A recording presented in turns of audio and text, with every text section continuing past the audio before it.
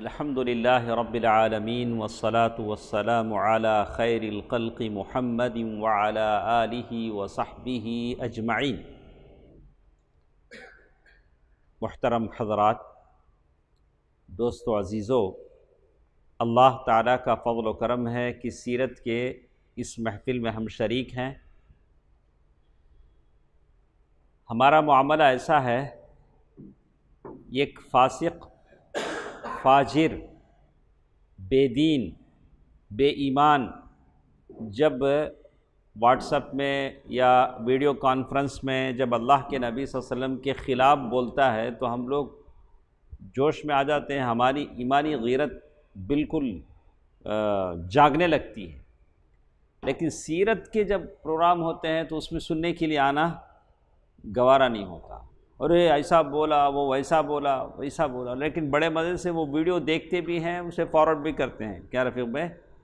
ہاں، تو ایک طرف یہ بد خلق، بد زبان، یہ بے ایمان آدمی ہے، اس کے وہ سیرت کے ساتھ اس کا وہ ظلم ہے، اور دوسری طرف ہماری یہ غفلت ہے کہ ہم سیرت جاننا نہیں چاہتے، سمجھنا نہیں چاہتے۔ اللہ کے نبی صلی اللہ علیہ وسلم سے دفاع کیسے ہم کریں گے؟ اللہ کے نبی صلی اللہ علیہ وسلم کی صحیح تصویر لوگوں کے سامنے کیسے پیش کریں گے جب ہم سیرت کو نہیں جانیں گے، نہیں پڑھیں گے؟ یہ بہت ضروری چیز ہے۔ ایسے کئی لوگ ہیں، ہر زمانے میں لوگ پیدا ہوتے رہے۔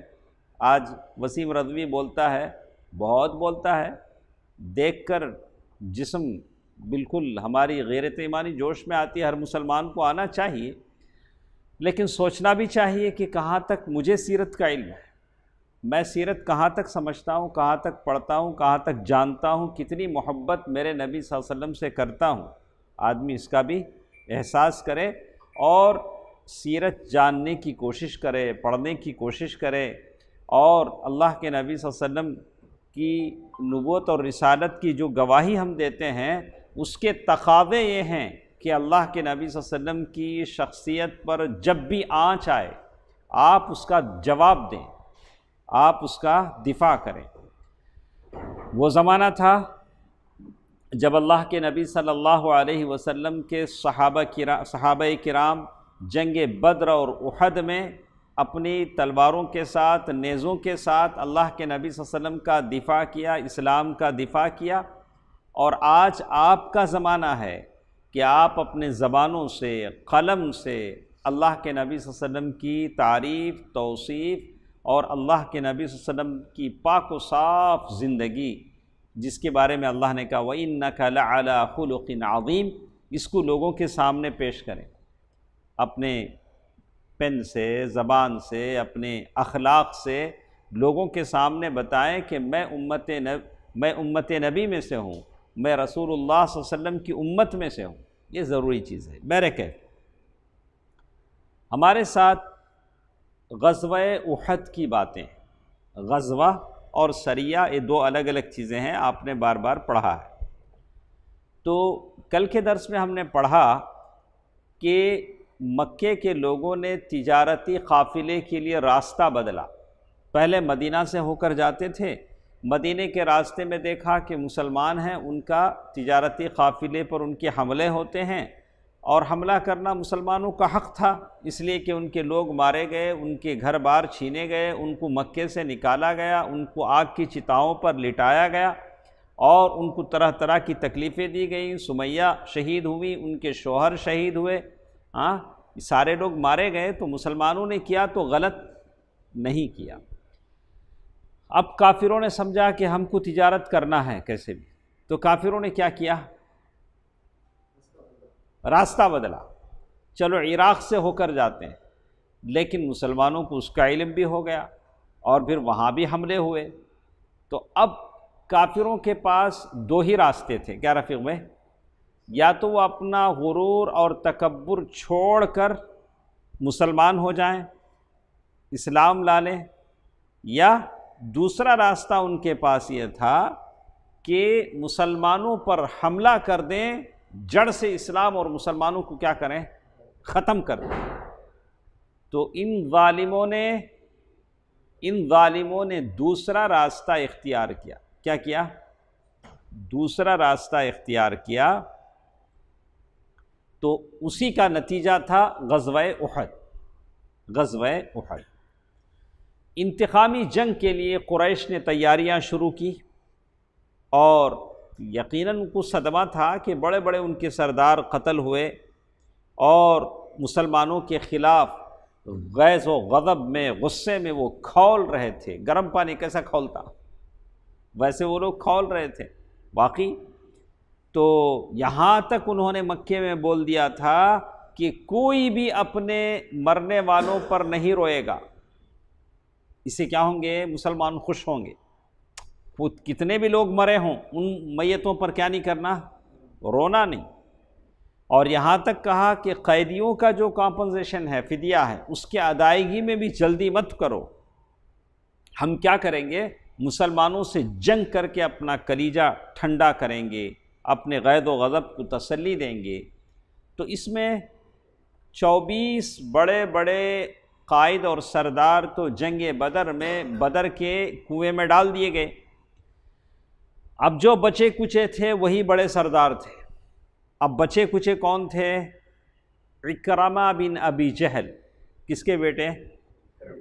ابو جہل کے بیٹے عکرمہ بن ابی جہل، بعد میں مسلمان ہوئے، لیکن اب وہ کافروں کے کیا ہیں؟ لیڈر ہیں۔ اسی طرح آپ جانتے ہیں ابو جہل کی ایک بیٹی بھی تھی، وہ بھی مسلمان ہوئی۔ علی رضی اللہ تعالیٰ عنہ نے ان سے شادی کرنا چاہا، تب اللہ کے نبی صلی اللہ علیہ وسلم فرمایا کہ اللہ نے جو چیز حلال کی ہے میں اسے غلط نہیں کہہ سکتا، لیکن اللہ کے نبی کی بیٹی اور اللہ کے دشمن کی بیٹی ایک گھر میں جمع نہیں ہو سکتی۔ تو یہ بات اللہ کے نبی صلی اللہ علیہ وسلم۔ تو عکرمہ جو ابو جہل کے بیٹے تھے وہ اب بڑے سردار تھے مکے کے۔ جیسے بدر کی سرداری کس کے ہاتھ میں تھی؟ ابو جہل کے ہاتھ میں تھی۔ اور ایک سردار ہوگا صفوان بن امیہ۔ کون؟ اس کا نام بار بار ہم نے سنا، کتنی کوشش کیا، عمیر کو تیار کر کے بھیجا، اس کے بعد قافلہ لے کے گیا، ایسی حالت اس کی ہو گئی تھی، کچھ بھی کر کے کیا کرنا چاہتا تھا؟ کیوں کرنا چاہتا تھا؟ اس کا بیٹا بدر کے جنگ میں مارا گیا، اس کا بھائی کیا ہوا؟ بدر کی جنگ میں مارا گیا، تو وہ بھی تڑپ رہا تھا۔ اس کے بعد ایک اور لیڈر تھے ابو سفیان بن حرب۔ ابو سفیان بن حرب یہ بھی بڑے لیڈر، یہ تو سارے بدر کا جو قافلہ لے گئے تھے یہی تو لے گئے تھے، اور راستہ بدل کے نکل گئے تھے۔ اور اس کے بعد اور ایک سردار تھے عبداللہ بن ربیعہ۔ یہ 4 تھے جو بچے کچے سرداروں میں سے تھے، اور مکے کے بڑے بڑے یہ تھے۔ ہم لوگوں نے پہلے پڑھا تھا کہ بدر کی جنگ جو پیش آئی، اس لیے پیش آئی کہ ابو سفیان ایک قافلہ لے کر گئے شام، تجارت کر کے وہاں سے واپس لائے، تو مسلمان اس کی تلاش میں نکلے، لیکن وہ قافلہ بچ بچا کر کیا ہو گیا؟ مکہ پہنچ گیا۔ ابو سفیان اور دوسرے سرداروں نے کہا کہ جنگ لڑنے کے لیے مال چاہیے، پیسہ چاہیے، تو اس قافلے میں جتنا پروفٹ آیا، جتنا فائدہ آیا، سب کا سب جنگ کے لیے کیا کر دیا؟ خاص کر دیا، جنگ کا بجٹ بنا دیا۔ بولا کہ اس میں جو پروفٹ آیا ہم کسی کو نہیں دیں گے، وہ سب پیسہ کس کے لیے رکھیں گے؟ جنگ کے لیے رکھیں گے۔ اور جن لوگوں کا مال تھا ان سے کہا کہ اے قریش کے لوگوں، تمہیں محمد نے سخت دھچکا لگایا ہے اور تمہارے سلیکٹڈ سرداروں کو قتل کر ڈالا ہے، لہذا ان سے جنگ کرنے کے لیے اس مال کے ذریعے سے ہماری مدد کرو۔ یہ مال تمہارا ہے، لیکن اب ہم کو مال کی ضرورت ہے، ہماری مدد کرو، ممکن ہے کہ ہم بدلہ چکا لیں۔ قریش کے لوگوں نے منظور کر لیا، بولا کہ ٹھیک ہے، ہم بدلہ لے لیں گے اپنے لوگوں کا، یہ پورا مال جنگ کے لیے خرچ ہو۔ مال میں کیا کیا تھا؟ 1000 اونٹ۔ کیا تھا؟ بہت بڑی بات، 1000 اونٹ، اور 50,000 دینار۔ دینار گولڈ کوائن ہوتے ہیں، درہم سلور کوائن۔ کہا کہ 50,000 دینار یہ سارا مال جنگ کی بجٹ میں لگا دیا. اب جو احد کی جنگ ہوگی اس کے لیے کیا ہوگا؟ یہ سارا پیسہ لگا. دیکھیں تو اسی لیے اللہ سبحانہ و تعالی نے قرآن مجید میں ارشاد فرمایا ان الذين كفروا ينفقون اموالهم ليصدوا عن سبيل الله فسينفقونها ثم تكون عليهم حسرة ثم يغلبون. اللہ تعالیٰ نے کہا کہ جن لوگوں نے کفر کیا وہ اپنے مال اللہ کی راہ سے روکنے کے لیے خرچ کریں گے. اپنا مال کس کے لیے خرچ کریں؟ اللہ کی راہ سے روکنے کے لیے. تو یہ خرچ تو کریں گے لیکن پھر یہ ان کے لیے حسرت کا باعث ہوگا، پھر مغلوب کیے جائیں گے. اللہ نے کہا کہ خرچ کرنے دیجئے لیکن اسے کوئی فائدہ نہیں ہوگا. اس کے بعد مکے کے لوگوں نے ایک اعلان کر دیا کہ جو بھی چاہے والنٹری آ کر ہمارے فوج میں جمع ہو سکتے ہیں. جنگ لڑنے والے کم تھے، اکثر بدر میں مارے گئے تھے. انہوں نے ایک اعلان کر دیا کہ آپ کو سالیجر بننا ہے، آؤ ہمارے پاس، فری آفر رکھ دیا. جو بھی مطلب جنگ لڑنے والے کے لیے کیا ہوتا تھا، جیت گیا تو اس کا الگ شیئر، اس کے گھوڑے کا الگ شیئر، پیسہ، بہت ساری چیزیں ملتی تھیں. تو انہوں نے ایک آفر لگا دیا کہ جس کو بھی مسلمانوں کے خلاف جنگ لڑنا ہے ہماری فوج میں کیا ہو جائے، آ جائے. جیسے ہم لوگ آج دنیا میں دیکھتے ہیں کہیں بھی گڑبڑ کرنا ہے کیا کرو، ایک کپڑا، ایک رنگ کا، خاص رنگ کا کپڑا لے لو، کیا کرو، پیشانی پہ باندھ لو یا گلے میں ڈال لو، نکل جاؤ. ایک نعرہ ہے، خاص قسم کا نعرہ لگاتے ہیں، نکل جاتے ہیں فری. نہ کوئی قانون ہے، نہ کوئی ڈر ہے، نہ کسی کا قانون ہے، کوئی بات. بس ایک کپڑا چاہیے، بس چھوٹا سا مخصوص رنگ کا کپڑا چاہیے، پیشانی پر باندھ لو، اگر ہو سکے تو 2-4 علامتیں لگا لو، نکل جاؤ. تو اس طرح کا ایک ماحول بنایا گیا ہے اور ایسی قوم کھڑی کی جا رہی ہے جس کو کسی طرح کا کوئی خوف نہیں، نہ حکومت کا، نہ کارندوں کا، نہ سزا کا، کسی کا خوف نہیں، ایسی قوم. تو اب مکے کے لوگوں نے جب اعلان کیا تو آس پاس کے جو کھیڑے پاڑے کے لوگ تھے، احابیش، کنانا اور اہل تہامہ، مسلمانوں کے خلاف جنگ میں شریک ہونا چاہیں، وہ سب کے سب قریش کے جھنڈے تلے جمع ہو گئے. اب ایک اچھی چیز ہمارے پاس نہیں ہے، دوسرے لوگوں کے پاس یہ چیزیں ہیں. ہمارے پاس کوئی نظم پڑھنے والا بھی نہیں ملتا ہے. آپ لوگوں میں کوئی نظم پڑھنے والا ہے کیا ثنا بھائی؟ آپ کو نظم پڑھنا آتا ہے؟ تو دیکھیے بات کو سمجھیے. کفار قریش نے لوگوں میں جوش پیدا کرنے کے لیے ایک شاعر تھا ابو عزہ یا عزہ، ابو عزہ. تو ہم لوگوں نے بدر کے جنگ میں یہ بھی آیا تھا اور بدر کی جنگ میں قیدی ہوا تھا. عمر رضی اللہ تعالیٰ عنہ نے مشورہ دیا تھا کہ اللہ کے نبی اس کے سامنے کے 2 دانت نکال دیں گے. یہ بہت شاعری بولتا ہے ہمارے خلاف، مسلمانوں کے خلاف بہت شعر و شاعری بولتا ہے. کیا کریں گے؟ اس کے سامنے کے 2 دانت نکال دیں گے. اس سے یہ ہوگا کہ اس کی زبان لپٹ جائے گی، شعر نہیں بول سکے گا. اللہ کے نبی صلی اللہ علیہ وسلم سوچا کہ ارے ایسا کریں گے تو مثلا ہو جائے گا، منع ہے، چھوڑ دیا. چھوڑنے کے بعد احسان کر کے چھوڑا، بغیر فدیے کے چھوڑا، بغیر کمپنسیشن کے چھوڑا. لیکن اس کا بدلہ اس نے کیا دیا؟ هل جزاء الاحسان الا الاحسان. احسان کا بدلہ احسان ہوتا ہے. لیکن اس احسان فراموش ابو عزہ شاعر احد کی جنگ میں پھر کھڑا ہوا اور لوگوں کو بھڑکانے لگا، شعر و شاعری بولنے لگا. اس لیے کہ اگر خطیب واعظ 1 گھنٹہ اگر تقریر کرتا ہے تو شاعر 2 سیکنڈ میں بول دیتا ہے. ایک شعر میں کیا کرتا ہے شاعر؟ ہم نے بہت سارے شعراء کو دیکھا، ابھی بھی مسلمانوں کے بہت سارے شعراء ہیں، اللہ تعالیٰ ان کی حفاظت فرمائے، جو کہتے ہیں اور لوگوں کو ان کی اہمیت کا احساس دلاتے ہیں، ان کی دین کی قدر ان کو سمجھاتے ہیں. تو ابو عزہ جو شاعر تھا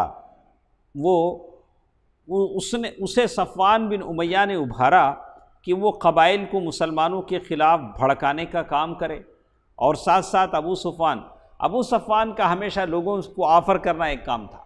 ابو صفوان نے اس کو یہ وعدہ کیا کہ اگر وہ لڑائی سے زندہ بچ کر سلامت واپس آیا تو ابو صفوان اسے مالا مال کر دے گا، بہت مال دے گا، ورنہ اس کی لڑکیوں کی کفالت کرے گا، اس کی جو بچیاں ہیں اس کو یہ پالے گا۔ تو ابو عزہ نے اللہ کے نبی صلی اللہ علیہ وسلم سے وعدہ کیا تھا، اب میں کبھی بھی آپ لوگوں کے خلاف کچھ نہیں بولوں گا، لیکن اس نے اس وعدے کو ٹھکرا دیا اور اس نے اب مسلمانوں کے خلاف شعر کہنا شروع کیا۔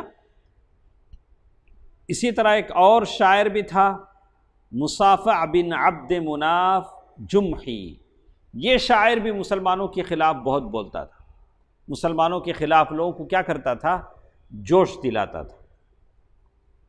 تو اب مکے کے لوگ تیاری کر رہے ہیں، طرح طرح سے لوگوں کو جوش دلا رہے ہیں، آپ کو مال دیں گے، پیسہ دیں گے، اور شعر و شاعری سے جوش دلا رہے ہیں۔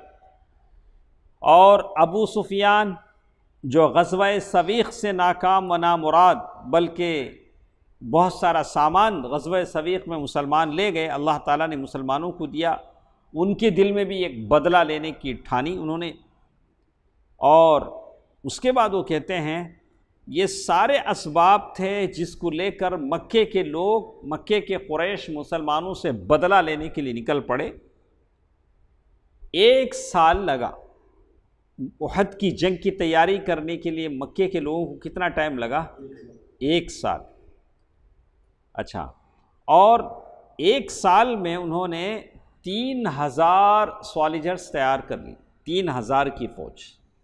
جنگ بدر میں کتنے تھے؟ 1000۔ اب جنگ احد میں 3000۔ دیکھیے، ایک تو شاعروں کو کیا کیا؟ بھڑکانے پر معمور کیا۔ اس جنگ میں اور ایک کام انہوں نے کیا کیا؟ اچھا ایسا کرتے ہیں، ہم اپنی عورتوں کو بھی ساتھ لے چلتے ہیں۔ جنگ احد میں کیا کریں گے؟ کیا ہوتا آدمی کو، عورت کو دیکھا تو ذرا کمزور بھی کیا ہوتا؟ طاقتور ہو جاتا، نہیں ایسے ہوتا ہے۔ تو ویسے کیا انہوں نے، اسلام ہم کو دیکھنے سے منع کرتا ہے، لیکن یہ لوگ ہیں جو ہر چیز میں عورت کا استعمال کرتے ہیں، چاہے وہ چیز مردوں کے استعمال کی ہو، لیکن اس پر کس کا چہرہ بنایا جاتا ہے؟ عورت کا۔ دعوت و تبلیغ کے لیے دعویٰ کرنے والی کون ہوتی ہے؟ عورت ہوتی ہے۔ آپ فوراً چینل کھولیں، فوراً وہی سامنے آتی ہے، دعویٰ کر رہی ہے۔ تو مکے کے لوگوں نے بھی کہا کہ مکے کے کافروں نے کہا کہ ہم اپنے عورتوں کو بھی ساتھ لے چلیں تاکہ حرمت و ناموس کی حفاظت کا کچھ زیادہ ہی جذبہ جان سپاری کے ساتھ لڑنے کا سبب بنے۔ آدمی لڑے گا، اپنی عورت اس کے ساتھ رہے گی، بولا ارے مجھے بھی بچنا ہے، میری عورت کو بھی بچانا ہے، لڑے گا۔ تو اس طرح اس لشکر میں 3000 کی لشکر میں 15 عورتیں تھیں۔ کتنی تھیں؟ 15 عورتیں۔ وہ ناچتی تھیں، گاتی تھیں، شراب اور جام کی محفلیں چلتی تھیں، تو وہ ان کی دنیا میں ہوتے تھے۔ اور سواری کے لیے 3000 اونٹ تھے، مطلب ہر آدمی کے لیے ایک اونٹ، 3000 اونٹ تھے۔ اور یہ میسیج خط پہنچانے اور لانے کے لیے 200 گھوڑے ہوتے تھے۔ کتنے؟ 200 گھوڑے تھے۔ بعض روایتوں میں 100 بھی بتایا گیا ہے کہ 100 گھوڑے وہاں موجود تھے۔ تو بہرکیف، اور ایسا بھی ان گھوڑوں کو تازہ دم رکھنے کے لیے بغیر سواری کے لایا گیا، ان پر کوئی سوار نہیں ہوتا تھا، اس لیے کہ گھوڑے تیز بھاگیں۔ تو یہ کافروں کی فوج تھی جو پوری طرح تیار ہو کر آ رہی تھی، اور 700 زرہیں تھیں۔ 3000 آدمیوں کے لیے زریں کتنی تھی؟ 700 زریں تھی۔ سمجھ میں آیا؟ تعداد کتنی تھی؟ 3000۔ اونٹ کتنے تھے؟ 3000۔ گھوڑے 100 یا 200، زرہیں 700، اور بہت پکی فوج تھی۔ دوسری طرف تیاری پوری ہو گئی، مکے کی طرف روانہ ہونا ہے، اور ایسی حالت ہے کہ دلوں میں جوش ہے انتقام کا کہ جتنا ہو سکے ہم انتقام دیں۔ اب مدینے والوں کو معلوم نہیں، یہ ساری خبر کسے نہیں معلوم ہے؟ مدینے والوں کو نہیں معلوم، لیکن عباس رضی اللہ تعالی عنہ جو ساری حالتوں کو ابزر کر رہے ہیں، مکے میں ہیں لیکن ان ساری حالتوں کو عباس رضی اللہ تعالی عنہ دیکھ رہے ہیں، تو عباس رضی اللہ تعالی عنہ نے ایک خط لکھا۔ وہ زمانے میں خط لکھنا کتنا مشکل تھا۔ خط میں اللہ کے نبی صلی اللہ علیہ وسلم نے ساری ڈیٹیل لکھی۔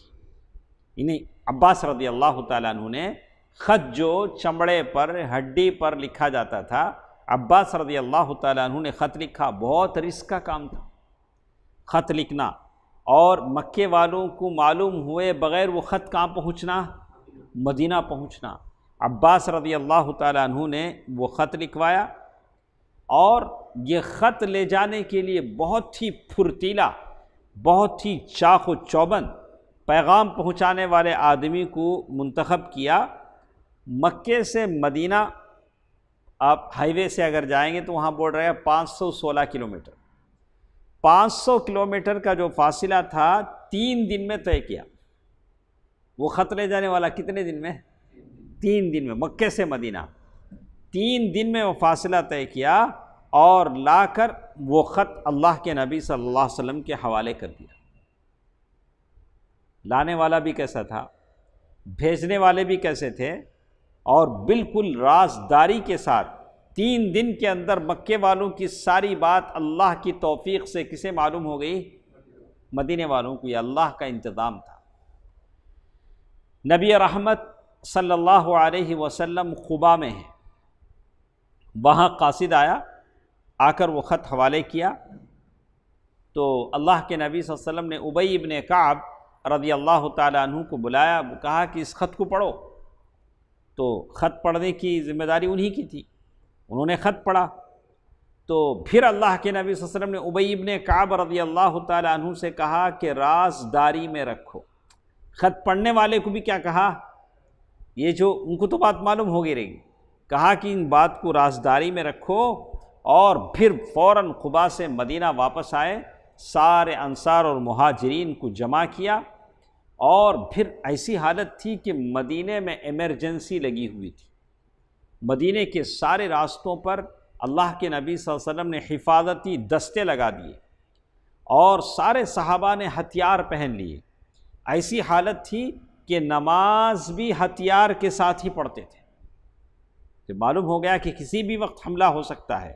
ایک عجیب کیفیت مدینے میں تھی، اور نماز بھی، اور انصار کا ایک مختصر سا دستہ، ایک نفری انصار کی، جس میں سعد بن معاذ رضی اللہ تعالی عنہ، اسید بن حضیر رضی اللہ تعالی عنہ، سعد بن عبادہ رضی اللہ عنہ، یہ سارے کے تھے رسول اللہ صلی اللہ علیہ وسلم کی نگرانی پر متعین کیے گئے۔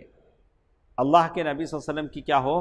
نگرانی ہو، اس کے لیے 3 آدمی، جیسے آج کل لگاتے ہیں نا سیکورٹی، کیا ہو یہ کیا ہے نا، ویسا ZCT، ویسا اللہ کے نبی ہیں۔ اللہ کے نبی صلی اللہ علیہ وسلم کی حفاظت بہت اہم ہوتی ہے، اللہ کے نبی صلی اللہ علیہ وسلم۔ اور یہ لوگ جو تھے 3 صحابہ، ہتھیار پہن کر ساری رات اللہ کے نبی کے دروازے پر گزار دیتے تھے، اللہ کے نبی صلی اللہ علیہ وسلم کے دروازے پر، اچانک کوئی حملہ نہ ہو جائے۔ اور پھر کچھ لوگ تھے جو مدینے کی گلیوں میں گشت کر رہے تھے، کہیں دشمن کا حملہ نہ ہو جائے۔ اب مکے کا لشکر آگے بڑھا، اور مشہور راستے پر چلتا ہوا۔ دیکھیے شعیب، لوگ جب اپنی شرافت سے نیچے اترتے ہیں تو کیا کیا کر بیٹھتے ہیں۔ شریف آدمی ہمیشہ شریف ہوتا ہے، لیکن جب دشمنی پر لوگ آتے ہیں تو پتہ نہیں کیا کیا کر بیٹھتے ہیں۔ کیا سنا بھائی؟ یہ بہت اہم بات ہے، آپ ذرا اس کو نوٹ کریں۔ تو مکے کا لشکر جب نکل کر آ رہا ہے تو آپ لوگوں نے سیرت کے شروع کے سبقوں میں ایک نام پڑھا ہوگا، ابوا۔ ابوا یاد ہے؟ آپ کے نہا خانے میں یہ نام کہیں ہیں؟ مقام ابوا پڑھیں شعیب، ایسا نہ ہو کہ مجھے مورد الزام نہ ٹھہرائیں کہ ہم نے نہ پڑھایا ہو، ہم لوگ تو پڑھے ہیں۔ مقام ابوا وہ مقام ہے جہاں اللہ کے نبی صلی اللہ علیہ وسلم کی والدہ محترمہ انتقال کر گئیں، وہاں دفن ہوئی۔ مکے سے مدینے سے واپس مکہ جاتے ہوئے مقام ابوا وہ مقام تھا جہاں آپ کی والدہ محترمہ انتقال ہوئی، اور آپ کے ساتھ آپ کے کون تھے؟ ابو طالب تھے، ابو طالب تھے، عبد المطلب تھے، اور ساتھ ساتھ کون تھی؟ ام ایمن تھی۔ سنا ماشاء اللہ، ام ایمن تھی۔ تو مقام کون سا تھا شویز؟ ابوا، اب یہ BW یہ ابوا، وہ مقام پر اب مکے کا لشکر آ رہا ہے تو ابو سفیان کی بیوی کی نگاہ پڑی اللہ کے نبی کے امی کی قبر پر،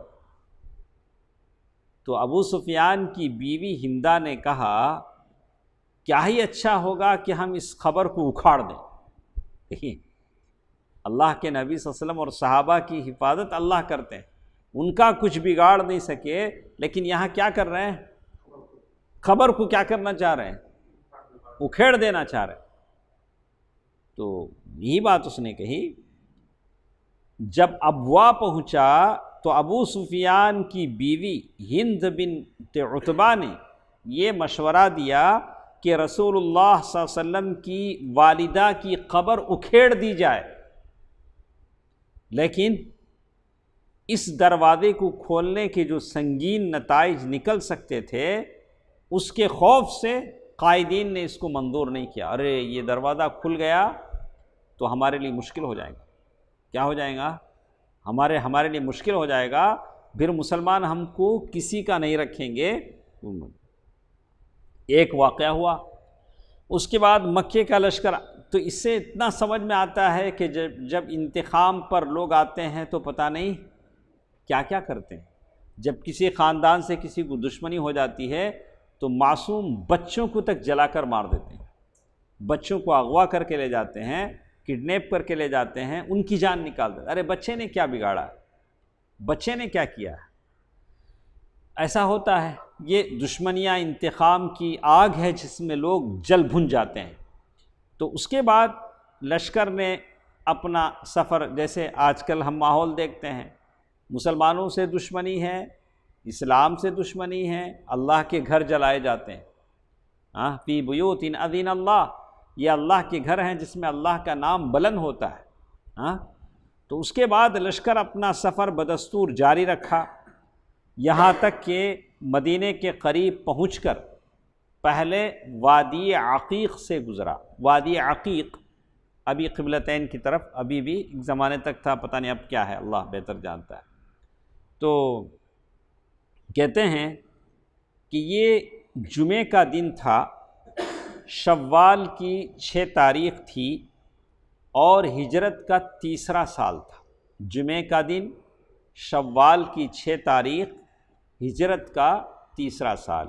مکے کا لشکر مدینے کے قریب آ کر کیا کر چکا ہے؟ پڑاؤ ڈال چکا ہے۔ اب اللہ کے نبی صلی اللہ علیہ وسلم نے اپنے جو بڑے بڑے صحابہ کرام تھے، اللہ کے نبی صلی اللہ علیہ وسلم نے ان سے مشورہ کیا کہ اب ہم کو کیا کرنا چاہیے، مکے کے لشکر کا کیسے مقابلہ کرنا چاہیے۔ اور اللہ کے نبی صلی اللہ علیہ وسلم کو ساری باتیں معلوم ہو رہی تھی۔ اسی اثناء میں اللہ کے نبی صلی اللہ علیہ وسلم نے ایک خواب دیکھا۔ کیا دیکھا؟ یہ خواب دیکھا۔ اللہ کے نبی صلی اللہ علیہ وسلم نے اس خواب میں کیا دیکھا؟ سارے صحابہ جو بیٹھے ہوئے تھے شورا میں، اللہ کے نبی صلی اللہ علیہ وسلم نے اپنا خواب بتلایا۔ میں نے ایک اچھی چیز دیکھی۔ خواب میں اللہ کے نبی صلی اللہ علیہ وسلم نے بتلایا کہ میں نے ایک اچھی چیز دیکھی۔ میں نے دیکھا کہ کچھ گائیں ذبح کی جا رہی ہیں۔ اللہ کے نبی صلی اللہ علیہ وسلم نے خواب میں کیا دیکھا؟ میں نے دیکھا کہ کہ کچھ گائیں ذبح کی جا رہی ہیں اور میں نے دیکھا کہ میری تلوار پر کچھ شکستگی ہے، میری تلوار ایک جگہ سے کیا ہوئی ہے، ڈیمیج ہو گئی۔ کس کی تلوار ٹوٹی ہے؟ اللہ کے نبی صلی اللہ علیہ وسلم کی۔ اور یہ بھی دیکھا کہ اپنا ایک ہاتھ ایک محفوظ زرہ میں داخل کیا، میں نے اپنا ہاتھ ایک محفوظ زرہ جو ہوتی ہے اس میں میں نے ہاتھ داخل کیا۔ کتنی چیزیں دیکھی؟ تین۔ گائے ذبح ہو رہی ہیں، اللہ کے نبی صلی اللہ علیہ وسلم کے تلوار پر ایک جگہ کہیں سے ٹوٹا ہوا ہے، شکستگی آ گئی، تڑخ آ گئی ہے، اور اللہ کے نبی صلی اللہ علیہ وسلم نے ایک محفوظ زرہ میں ہاتھ اللہ کے نبی صلی اللہ علیہ وسلم نے داخل کی ہے۔ پھر اللہ کے نبی صلی اللہ علیہ وسلم نے تعبیر بتلائی، آپ اچھی طرح سن لیں۔ اللہ کے نبی صلی اللہ علیہ وسلم نے اپنی زندگی میں ایسے چند خوابوں کی تعبیر بتلائی جو انگلیوں پر گنے جا سکتے ہیں۔ آج کل لوگ کیا کرتے ہیں، کیا خواب دیکھتے معلوم نہیں، رات کو صبح فون کر ڈالتے، حضرت میں ایسا خواب دیکھا۔ ہر خواب کی تعبیر ہم کہاں سے لائیں؟ احلام لوگوں نے کتابیں لکھی ہیں خواب کی تعبیروں کی، لیکن ہر خواب کی تعبیر نہیں۔ آدمی وضو کر کے سوئے، اب ہم کو اتنی نیند نہیں آتی کہ ہم خواب دیکھیں۔ اب روزانہ الگ الگ خواب ایپیسوڈ میں کیسے پڑتا ہے لوگوں کو، ہماری سمجھ میں نہیں آتا۔ میں تو کہہ دیتا ہوں بھائی مجھے خواب کی تعبیریں بولنا نہیں آتا ہے، مجھ سے خواب کی تعبیریں کیا نہ کریں، نہ پوچھیں، بہتر ہے۔ اس لیے کہ ہر خواب کی تعبیر ہمارے پاس، اب جھوٹ موٹ بولنا پڑے گا۔ آپ کی خواب کی تعبیر کے لیے ہم کیوں گناہ مول لیں صاحب؟ تو آپ دعائیں پڑھیں۔ خواب تین قسم کا ہوتا ہے، جیسے انہوں نے کہا کہ کچھ شیطان کی طرف سے مومن کو ڈرانے دھمکانے کے لیے، کچھ خواب پریکاشن کے طور پر ہوتے ہیں، احتیاط کے طور پر ہوتے ہیں، کچھ خواب تو خواب کے الگ الگ حیثیتیں ہوتی ہیں۔ تو بہرحال آدمی ایسا کوئی خواب دکھے تو اللہ تعالیٰ سے دعا کرے کہ اللہ اس کو کیا کر، اچھا بنا دے، اس کی تعبیر کیا کر، اچھا کر دے۔ یا ایسا کوئی پریشان کن خواب دیکھے تو سنت بتایا گیا کہ وہ دائیں طرف ایسے تھو تھو کہے گا اور پھر وضو کر کے 2 رکعت نماز پڑھ لے گا، بلائے اللہ اس کی برائی سے مجھے بچا دے۔ بیرک ہے، یہاں نبی رحمت صلی اللہ علیہ وسلم نے اس کی تعبیر بتلائی۔ اللہ کے نبی صلی اللہ علیہ وسلم نے کیا کہا؟ گایوں کے ذبح کرنے کی تعبیر یہ ہے کہ کچھ صحابہ شہید کیے جائیں گے۔ گایوں سے مراد اللہ کے نبی صلی اللہ علیہ وسلم نے کس سے لیا؟ صحابہ کرام سے۔ کچھ صحابہ کرام شہید کیے جائیں گے، اور تلوار میں جو تڑخ آ گئی تھی، تلوار جو کہیں درمیان سے کہیں ٹوٹ گئی تھی، اس سے مراد یہ تھا کہ میرے خاندان کا ایک آدمی شہید ہوگا۔ کس کے خاندان کے؟ اللہ کے نبی صلی اللہ علیہ وسلم کے۔ آپ کے گھر کا کوئی آدمی شہید ہوگا، اور محفوظ زرہ کی یہ تعبیر بتلائی کہ اس سے مراد شہر مدینہ ہے۔ اس کے بعد پھر سارے کہاں جائیں گے؟ مدینے میں جائیں گے، محفوظ ہو جائیں گے، سارے امن میں آ جائیں گے۔ یہ 3 تعبیریں بتائی گئی۔ تو یہ خواب تھا اللہ کے نبی صلی اللہ علیہ وسلم کا، جو خواب اللہ کے نبی صلی اللہ علیہ وسلم نے احد کے جنگ سے پہلے دیکھا تھا۔ اس کے بعد ایک اور چیز جو ہمارے ساتھ ہے کہ اب مکے کا لشکر وادی عقیق پار کر کے مدینے کے بالکل قریب آ چکا ہے، تو ہم اب اس کے ساتھ کیسے لڑائی کریں؟ کیا اکرم صاحب، یا ہم مدینے سے باہر نکلیں یا مدینے ہی میں رہیں، مدینے میں رہ کر لڑیں۔ اب مدینے میں ہم رہیں اور وہ لوگ مکے کے لوگ مدینے میں آئیں تو مدینے کی گلیوں سے وہ ناواقف ہیں، تو ہم گھیر کر کیا کریں گے؟ ان کو ماریں گے۔ ایسا ہو سکتا ہے، اگر کہیں کا آدمی ہمارے ادھر آ جائے تو پریشان ہو جائے گا، تو گلیوں میں پھنس جائے گا۔ کہا کہ ایسے ہو سکتا ہے۔ تو اللہ کے نبی صلی اللہ علیہ وسلم نے صحابہ کرام کے سامنے دفاعی حکمت عملی کے متعلق اپنی رائے پیش کی کہ ہم مدینے سے باہر نہ نکلیں۔ اللہ کے نبی صلی اللہ علیہ وسلم نے کیا رائے پیش کی؟ مدینے ہی میں رہ کر ہم کیا کریں گے؟ لڑیں گے۔ ہمارا مدینہ شہر ہے، اس میں ہم قلعے بند ہو جائیں گے۔ اب اگر مشرکین اپنے کیمپ میں مقیم رہتے ہیں تو بے مقصد اور برا قیام ہوگا، اگر مشرکین آگے نہیں بڑھیں، وہی رہیں، تو ان کا رہنا بیکار ہے۔ اگر مدینے میں داخل ہوتے ہیں تو مسلمان گلی کوچے کے ناکوں پر ان سے جنگ کریں گے، کون سے گلی سے کون نکلے گا ان کو معلوم نہیں ہوگا، اور عورتیں چھتوں کے اوپر سے ان پر پتھر برسائیں۔ کیسا رہے گا؟ تو یہی رائے صحیح تھی، اللہ کے نبی صلی اللہ علیہ وسلم کی یہ رائے تھی۔ اللہ کے نبی صلی اللہ علیہ وسلم کی رائے کیا تھی شعیب؟ مدینے میں رہ کر حملے کا مقابلہ کیا جائے، اس لیے کہ دشمن وہاں نہیں رہے گا، وہ تو آگے آئے گا، جب آئے گا تو مدینے میں گھیر کر اسے مارا جائے گا۔ اور اسی رائے سے عبداللہ بن ابی رأس المنافقین نے بھی اتفاق کیا۔ یہ منافقوں کا جو سردار تھا اس کی بھی کیا تھی؟ یہی رائے تھی، لیکن دونوں کا انٹینشن، مقصد الگ الگ تھا۔ یہ منافقوں کے سردار کا مقصد کیا تھا کہ وہ یہ نہیں بولتا تھا کہ جنگی نقطہ نظر سے صحیح ہے، بلکہ اس کا مقصد یہ تھا کہ وہ جنگ سے دور بھی رہے اور کسی کو احساس بھی نہ ہو، اپنے گھر میں بھی آرام سے بیٹھے رہے اور لوگوں کو معلوم نہ ہو۔ میدان میں جائے گا تو دکھے گا، مدینے میں ہے تو کون سی گلی میں ہے نہیں معلوم، ایسا نہ ہوتا ہے میں یہ تھا، میں وہاں تھا، نہیں معلوم۔ لیکن میدان میں جائے گا تو کیا ہوگا؟ سارے دکھیں، ارے اچھا اکرم بھائی کی، اچھا انہوں کی، شعیب بھائی کی۔ تو گھر میں کون کس کو پہچانتا ہے؟ یہ اس کی نیت تھی، کس کی؟ عبداللہ بن ابی۔ تو کہتے ہیں وہ جنگ سے دور بھی رہے اور کسی کو اس کا احساس بھی نہ ہو، لیکن اللہ کو کچھ اور ہی منظور تھا۔ ہاں، اور ایک وقت ایسا بھی آیا کہ منافق اللہ کے نبی صلی اللہ علیہ وسلم کے صف سے کیا ہو گئے؟ ہٹ گئے، الگ ہو گئے، اللہ نے مومنوں سے ان کو الگ کر دیا۔ ہم لوگوں نے سنا کہ بدر کی جنگ میں بڑے بڑے صحابہ شریک نہیں ہو سکے تھے، اس لیے کہ اللہ کے نبی صلی اللہ علیہ وسلم قافلے کا سامنا کرنے کے لیے نکلے تھے، صحابہ کو نہیں بتایا تھا کہ میں جنگ کرنے جا رہا ہوں، تو بہت سارے صحابہ پیچھے رہ گئے تھے۔ تو یہ صحابہ اللہ کے نبی صلی اللہ علیہ وسلم کو آگے بڑھ کر مشورہ دینے لگے، اللہ کے نبی صلی اللہ علیہ وسلم ہم لوگ باہر نکل کے حملہ کرتے ہیں، اس لیے کہ ہم بدر کے میدان میں نہیں نکلے ہیں، ہمارا ارادہ ہے کہ ہم بھی جنگ کے میدان میں کیا کریں؟ جائیں۔ تو انہوں نے سخت اصرار کیا کہ نہیں، ہم کو نکلنا ہے مدینے سے باہر نکل کے۔ ایک طرف اللہ کے نبی صلی اللہ علیہ وسلم کی رائے، عبداللہ بن ابی کی رائے، دوسری طرف کس کی رائے؟ صحابہ کرام کی رائے کہ مدینے سے باہر نکلنا ہے۔ یہاں تک کہ کہتے ہیں بعض صحابہ نے کہا، اے اللہ کے رسول، ہم تو اس دن کی تمنا کیا کرتے تھے، ہم تو اس دن کی تمنا کیا کرتے تھے اور اللہ سے اس کی دعائیں مانگا کرتے تھے، اب اللہ نے یہ موقع فراہم کر دیا ہے اور میدان میں نکلنے کا وقت آ گیا ہے، چلیے ہم دشمن کے مقابلے کے لیے چلتے ہیں، مدینے سے باہر جا کر حملہ کرتے ہیں۔ ان گرم جوش لوگوں میں حضرت حمزہ رضی اللہ تعالیٰ عنہ بھی تھے، جو بدر کے میدان میں تھے۔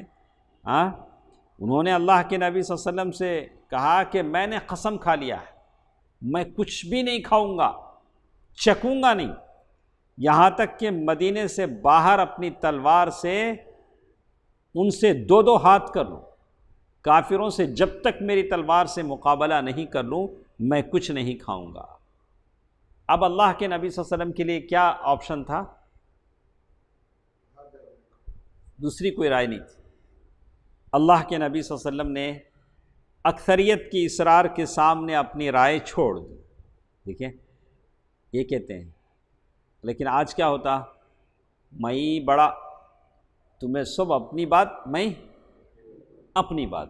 لیکن اللہ کے نبی صلی اللہ علیہ وسلم رحمت للعالمین، ان کی بات الگ تھی۔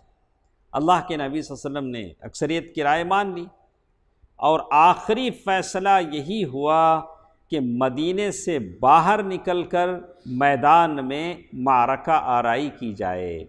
آخری فیصلہ یہی ہوا کہ کیا کریں گے؟ مدینے سے باہر نکل کر جنگ کریں گے۔ اور کتنا ٹائم ہے ہمارے پاس؟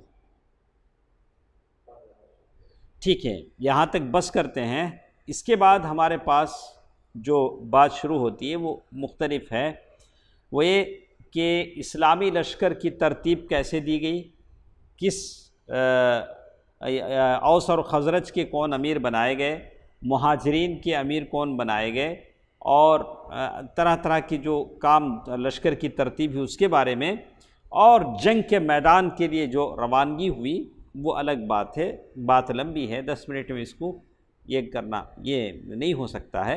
انشاءاللہ اگلے درس میں ہم لیں گے۔ سبحانک اللہم ربنا وبحمدک، اشہد ان لا الہ الا انت استغفرک واتوب الیک، والسلام علیکم ورحمۃ اللہ وبرکاتہ۔